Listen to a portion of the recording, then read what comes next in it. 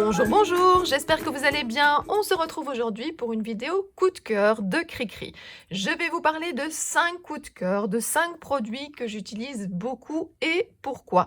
J'ai déjà fait ce type de vidéo, je vous mettrai les liens sous la vidéo afin que vous puissiez les retrouver facilement. Alors, vous le voyez, je vais d'abord vous parler de pinceaux. J'utilise énormément de pinceaux et ils sont très différents les uns des autres. Alors, tant que j'y suis, je vais parler de rangement de pinceaux, mais ça, vous connaissez. Donc voilà, ça, c'est une trousse que je roule. Et puis, il y a une attache ici, comme ceci. Vous voyez, une petite pression. Alors, si vous voulez la marque, elle est ici. Je sais que chez Soluscrap, ils en ont aussi des très, très chouettes, hein. J'en ai même une que j'ai reçue une fois en cadeau, mais que je n'ai pas encore utilisée parce que celle-ci n'est pas encore complètement remplie. Et puis, vous allez voir que j'en mets un petit peu partout des pinceaux. J'en ai également dans des pots à côté de moi. C'est facile d'accès, accroché à ma desserte. Mais justement, en parlant de Soluscrap, j'ai la petite poubelle ici chez Soluscrap et j'y mets pas mal de pinceaux, de sprays, enfin voilà, tout ce que j'ai besoin pour travailler, pour coloriser. Alors, qu'est-ce que j'aime bien comme pinceau?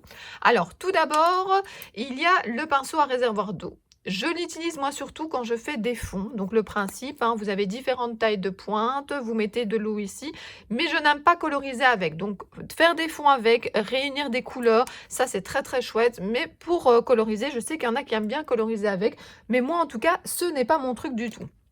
Ce que j'aime pour coloriser justement, ce sont des simples pinceaux. C'est-à-dire, alors des simples pinceaux, mais quand même assez fins. Je me rends compte que quand je prends des pinceaux trop gros, évidemment, je dépasse. Et comme je fais des petites colorisations, alors si vous faites des grands personnages, je comprends que vous utilisez des plus gros. Mais moi ici, ce que j'utilise beaucoup, c'est le 0, le 3-0, le 2-0. J'utilise même parfois le 5-0. Attendez, je vais regarder si ici, je n'en ai pas un. Non, c'est de nouveau un 3-0. Alors la marque, moi, je vais chez Schlepper, en fait. C'est un magasin de beaux-arts à Bruxelles. Et voilà, ils sont toujours de bons conseils. Donc là, ils m'avaient conseillé les Da Vinci. Maintenant, il y en a plein d'autres, hein. Et regardez ici, c'est encore une autre marque. Je regarde par rapport au prix, par rapport à l'utilisation que je vais en faire. Avant, j'utilisais des pinceaux vraiment pas chers. Puis maintenant, je commence à mettre un petit peu plus d'argent dans mes pinceaux, en tout cas pour mes pinceaux colorisation. Donc voilà déjà ce que j'utilise moi en tout cas pour coloriser tous mes petits sujets que je colorise au Neocolor 2 avec de l'aquarelle. Enfin voilà, mais attention donc colorisation de petits personnages. Ce que j'utilise beaucoup, qui n'a rien à voir avec les pinceaux, mais pour déposer mon eau, pour déposer mes couleurs, ça c'est un capuchon de Pringles. J'en parle souvent dans mes vidéos, donc c'est des paquets de chips allongés comme ça. Alors j'ai fait un petit peu de pub, mais ça peut être n'importe quel paquet de chips allongé où on peut récupérer ceci. Je pense même que j'ai une copine une fois qui a récupéré plutôt, c'était le même principe, mais c'était en forme de chat et c'était au-dessus en fait d'une boîte de nourriture pour chat.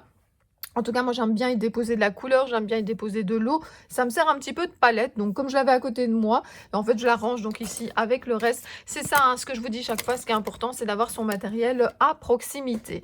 Alors, ce que j'aime bien encore comme pinceau, vous l'avez peut-être vu dans une vidéo que j'ai fait pour DIY Annecy où je montrais justement que je dispersais en fait les pigments. Alors, j'ai fait ça sur leur chaîne YouTube. N'hésitez pas à aller voir. Et pour disperser les pigments, j'utilise en fait un pinceau qu'on appelle comme ça un pinceau éventail. Donc je vous montre la marque, mais on en trouve plein. Je trouve ça hyper pratique. Je trouve ça pratique également, mais c'est pas ce que moi j'utilise pour faire des taches. Alors j'aime bien faire des taches sur mes créations et alors en fait je fais comme ceci et ça disperse en fait la couleur. Donc un pinceau éventail peut avoir plusieurs utilisations. Celui-ci est très bien aussi, donc c'est Distress, donc c'est Timols.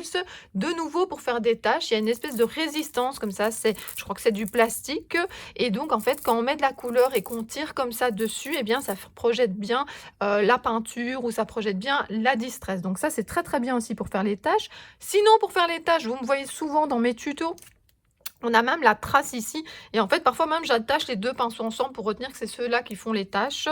Donc en fait vous voyez il y a plein de résidus, plein de petites taches noires et blanches parce que c'est souvent les couleurs que j'utilise. Alors celui-ci n'est pas du tout abîmé parce que celui-ci il me sert de baguette de support. Donc si vous voulez utiliser une baguette chinoise ou quelque chose comme ça, c'est très très bien aussi comme support. Et donc je m'en sers comme ça pour taper et faire comme ça plein de petites taches. Et donc notamment quand je veux pas mettre directement sur ma planche, enfin sur mon set en verre, eh bien je mets la couleur ici, je la dilue, je viens chercher ma couleur et puis je viens comme ça tapoter. Je trouve que j'ai plus les petites les petites tâches que j'ai envie. Alors après, voilà, ça c'est vraiment mes coups de cœur, c'est vraiment ceux que j'utilise le plus en pinceau.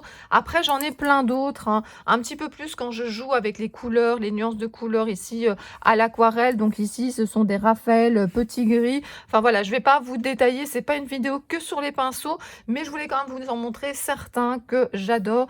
Énorme coup de cœur pour cette gomme qui permet d'enlever les résidus de colle. Je vous avais déjà parlé dans une autre vidéo de cette gomme-là qui permet, enfin ce crayon gomme qui permet d'enlever quand on a des toutes petites taches. Alors il ne faut pas des énormes taches, mais des toutes petites taches faites avec de l'encre. Moi, ça me permet d'atténuer, si pas de faire disparaître quand c'est bien sec, la trace. Et donc voilà, je vous avais fait une petite démonstration.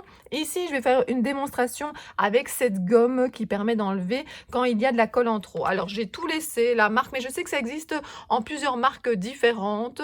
Donc ici, gomme pour ôter l'adhésif, supprime les résidus d'adhésif. Bon, le prix que j'ai payé à l'époque, sans acide, non toxique. Donc voilà à quoi ça ressemble. Vous avez parfois les bords qui se salissent un tout petit peu. Mais de l'autre côté, il est noté, donc voilà, gommer sur l'adhésif que vous voulez supprimer. Si l'adhésif enlevé devient difficile, il faut couper en fait le bord sale avec des ciseaux. Donc voilà, il vous montre. Donc moi, ce que je fais souvent, c'est que je frotte aussi les bords. Mais c'est vrai que si à un moment, je trouve qu'elle devient trop sale, hein, eh bien, je la couperai. Mais en tout cas, franchement, je trouve ça vraiment génial et je vous montre tout de suite. Je voulais faire un test avec vous pour la gomme à colle. Alors j'ai cochonné comme ça un petit bout de papier. J'ai mis de la colle, il y a quelques saletés, poussières qui sont venues se rajouter. Et donc voilà ce que je fais. Je prends la gomme magique, je prends un coin et je vais faire des ronds pour enlever le surplus de colle. Ça transforme la colle comme ça en petits résidus. Je vous montre, vous voyez. On ne voit presque plus rien. Alors, on peut encore passer. Faut pas hésiter aussi parfois à enlever aussi ce qu'il y a, les petites saletés qui sont au bout de votre gomme. Nettoyer la gomme. Et puis, de nouveau, moi, je fais des petits ronds comme ceci. Et donc, ça transforme la colle comme ça. Et les petites saletés qui sont souvent venues se coller. Et donc, vous voyez, ça disparaît. Alors, évidemment, mes petites saletés se sont mis un petit peu plus loin. Et on ne voit plus rien, en tout cas, à l'endroit où il y avait la colle. Dans cette vidéo coup de cœur, je voulais également vous montrer ce que j'utilise le plus pour faire des ronds. Alors, bien entendu, il y a des dies que j'utilise avec ma Big Shot. Je vous ai déjà montré également dans une vidéo coup de cœur un cutter qui permet également de couper en rond. C'est un énorme cutter comme ça qui permet de faire quand même des très grands ronds et puis même des plus petits, mais pas des tout petits. Donc, si ça vous intéresse, il faudra aller voir dans une ancienne vidéo à moi coup de cœur. Alors, pour faire des trous et des ronds, qu'est-ce que j'utilise? Alors, d'abord, ici, j'ai ma Crop-A-Dile. Je ne vais pas faire une démo aujourd'hui, mais c'est vrai qu'elle dépanne pas mal parce que comme elle permet de faire un petit trou pour mettre notamment l'œillet, eh bien ça permet de faire des petits trous également pour passer parfois de la ficelle ou bien, je sais pas, un fil ou des choses comme ça. Donc c'est vrai que c'est très pratique. Moi, je vais vous parler des outils surtout qui sont ici. Alors, d'abord, j'ai des petites pinces comme ça. Alors, elles sont un petit peu différentes juste parce que la grandeur de trou n'est pas la même. Donc, par exemple, ici, hop, ça me permet d'avoir vraiment un tout petit trou. Ici, avec cette pince-là, le trou est déjà un petit peu plus grand. Dans cet ordre de grandeur, par exemple, on a... Alors, j'aime beaucoup cette marque-là. Alors, voilà, c'est la marque. Ce qui est bien, c'est qu'en fait, elles prennent moins de place, les perfos, parce qu'en fait, vous les bloquez comme ça. Et c'est vrai que c'est pratique. Donc, voilà, je la débloque. Je débloque également celle-ci. Qui me permet de faire donc justement des tout petits trous. Alors n'hésitez pas à tourner vos perfos, parfois on oublie ça et évidemment là on peut évidemment mieux choisir où on va venir faire son petit trou. Donc vous voyez, ça c'est trois trous que j'utilise assez souvent, mais je rappelle que ma Crop-A-Dile me permet de compléter ces ronds. Donc ça, c'est une première chose. Ensuite, ce que j'aime bien, c'est que parfois, j'ai envie d'avoir plein de ronds pour faire des décorations de plein de dimensions différentes. Et puis même si j'ai pas besoin de les avoir tous, et bien après, je les garde en réserve. Et celle-ci, franchement, elle est vraiment, vraiment top. Hop. J'ai eu une explosion de confettis, j'en ai partout. Alors vous voyez peut-être pas super bien, j'aurais peut-être dû prendre un papier plus de couleur. J'ai un papier noir, j'ai toujours du papier près de moi et surtout près de la Big Shot. Je le redis, gardez les choses à proximité. Attention, projection, voilà. Et donc, vous avez plein de ronds différents. Ça permet également de faire un fond, mais surtout, ça permet de découper des fonds que vous avez faits, des papiers unis, et d'avoir comme ça plein de ronds de tailles différentes. Je suis vraiment super contente et je le redis, ça permet de bloquer comme ça, de la fermer. Alors ici, j'aime beaucoup aussi, alors bien sûr, c'est pour faire des œillets, et je vais vous montrer. Donc c'est une perforatrice comme ça qui permet de faire des petits œillets. Mais surtout, ce que je voulais vous montrer, donc voilà, vous avez le petit œillet qui est ici. Vous voyez? Mais surtout, il y a quelque chose que je voulais vous montrer parce que moi, je sais que ça m'a posé problème pendant longtemps. Enfin, pas pendant longtemps. J'ai trouvé quand même assez rapidement. Mais au moment où j'ai voulu, je ne trouvais pas. En fait, je trouvais que ça calait, etc. En fait, on peut ouvrir ici pour vider. Alors, je sais que peut-être que vous êtes au courant. Mais moi, en tout cas, j'ai pu aider une ou deux scrap copines qui ne comprenaient pas pourquoi c'était bouché. Et puis, je vous dis, moi, j'ai chipoté, j'ai chipoté. En plus, c'était un jour où je devais en faire plein, plein, plein. Et j'étais là et je me dis, mais non, mais ça marche plus. Je viens de l'acheter, etc. Et donc, c'est simplement parce qu'on peut ouvrir comme ça et alors, ça nous permet de vider. Alors, de nouveau, ça permet de faire aussi un trou et puis, ça permet comme ça d'avoir un petit œillet. Et je préférais vous montrer ce produit-là en même temps que ces différents outils que j'utilise beaucoup. Vous avez également la possibilité de faire des œillets comme ça avec des dice. J'ai même un dice qui permet de faire plein d'œillets différents. Si jamais une fois ça vous intéresse, je vous montrerai. Et puis souvent quand on a un tag, donc un dice tag, on a aussi un petit dice pour faire l'œillet assorti et de la bonne taille. Voilà 4 produits que j'utilise très très souvent. J'adore mettre des paillettes sur mes créations. Alors, comment est-ce que je peux faire? J'ai pris justement les ronds que j'ai perforés. Alors, j'ai soit ici le Wink of Stella. Alors, peut-être que vous connaissez déjà, mais certaines personnes ne connaissent pas. Ça permet comme ça, c'est un pinceau. Alors, je vais vous montrer après d'un petit peu plus près. C'est un pinceau qui met comme ça des petites paillettes, qui permet de mettre des choses en évidence. Alors, j'aime bien ce produit-là. Ça permet de faire des petites touches, mais moi, j'aime souvent en mettre beaucoup plus. Et donc pour ça, j'utilise soit ici Stickles. Alors il y en a de plusieurs sortes et de plusieurs couleurs. Là, c'est voilà le nom de ce produit-là. Soit chez Artemio, ici, on a la colle à paillettes. Soit, il y en a plein des différents chez Nuvo Glitter Drop.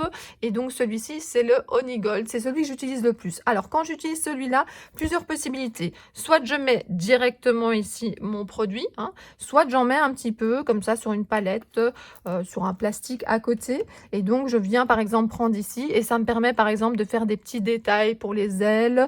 Si jamais je veux en mettre un peu plus, je pars de là et je mets un petit peu partout.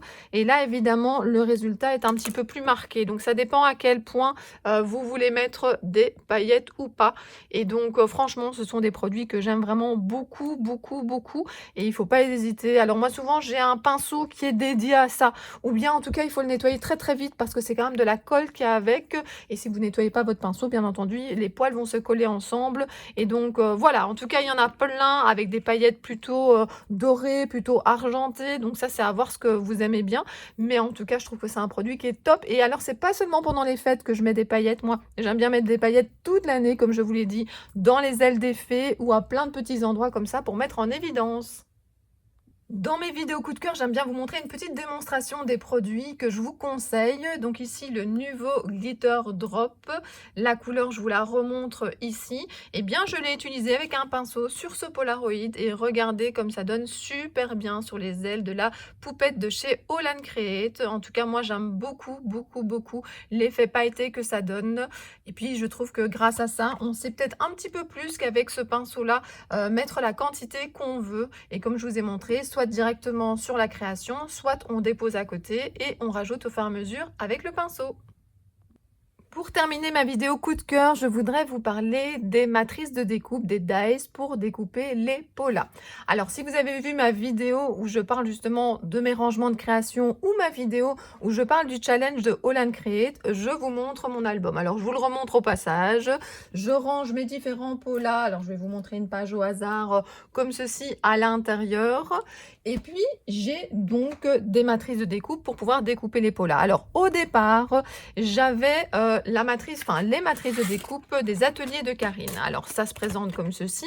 Vous en avez plusieurs à l'intérieur parce que vous avez même un petit cadre comme ça pour pouvoir faire un contour, enfin une découpe un peu plus petite à l'intérieur.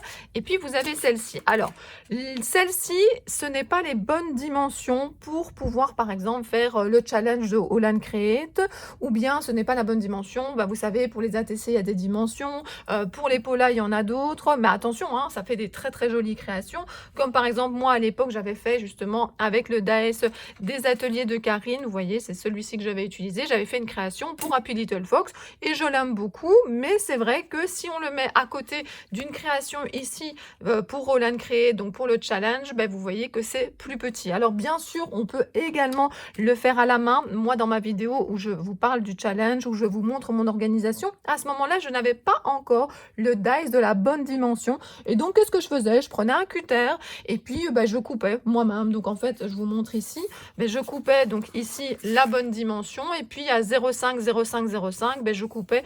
Mais quand vous voulez en faire beaucoup, c'est vrai que c'est un petit peu compliqué, tandis qu'ici avec le dice enfin je vais vous montrer lequel, ça m'a sauvé la vie parce que je peux faire mes cadres hyper facilement. Je vous montre. J'ai trouvé ça jolie création, ensemble de matrices. Et là, c'est vraiment la bonne taille. Donc, c'était un duo ici. Donc, un air bucolique des collections françaises imaginées pour vous. Voilà. Des jolies créations. Donc, ce sont deux matrices de découpe comme ça qui sont fournies. Et celle-ci, elle a exactement les bonnes dimensions. Alors, je vous les redonne les bonnes dimensions pour le Pola. C'est 10,7 et 8,8, je pense, de l'autre côté, sur 8,8. Donc, ça, c'est vraiment la bonne dimension. Donc, c'était en promotion début du mois de janvier quand je l'ai acheté, donc je ne sais pas si c'est encore en promotion, je ne sais pas encore s'il y en a encore, mais d'un autre côté, s'il n'y en a plus et que qu'il y a plusieurs personnes intéressées, je suppose qu'on peut demander aux Jolies Créations de le ressortir, surtout que le Pola, c'est quand même quelque chose qui est très à la mode pour l'instant. Moi, c'est un support que j'aime beaucoup. Déjà avant le challenge de Holland Create, j'en faisais, hein, je vous ai dit ici pour Happy Little Fox, et puis je viens d'en refaire d'autres que vous verrez très très bientôt sur mes réseaux sociaux. Donc voilà, je voulais vous en parler parce que quand on parle de coup de cœur, c'est aussi des choses qui nous facilitent la vie. Et bien franchement, ce dice me facilite la vie. Alors le cutter, c'était très très bien, mais en même temps ça prenait plein de temps. J'avais toujours peur aussi, vous savez, avec le cutter, d'aller un petit peu trop loin et de couper un petit peu trop ici le bord et que ça se voit. Donc franchement, maintenant depuis que j'ai cette matrice de découpe, alors sûrement que le petit j'utiliserai aussi, hein, mais c'est surtout celui-là pour l'instant, j'ai pas arrêté. J'en ai fait plein d'avance et j'en ai encore plein à côté de moi, comme ça j'aurai facile les prochaines fois. Donc voilà, j'espère que vous avez aimé ma vidéo coup de cœur. Enfin, mes coups de cœur. Si vous voulez encore ce type de vidéo, n'hésitez pas à me le dire en commentaire. Si jamais je vous ai fait découvrir quelque chose ou qu'il y a un coup de cœur que vous aimez vraiment plus que les autres, n'hésitez pas à me le dire, hein, ça m'encourage. Je sais que pour certaines personnes, ce que j'ai montré, peut-être qu'ils connaissaient déjà tout, je suis désolée. Moi, j'essaie de vous partager des choses qui, moi, si je les connaissais pas, ça me ferait plaisir de les découvrir. Et puis moi, je vous dis à très très bientôt pour d'autres vidéos. Bisous bisous.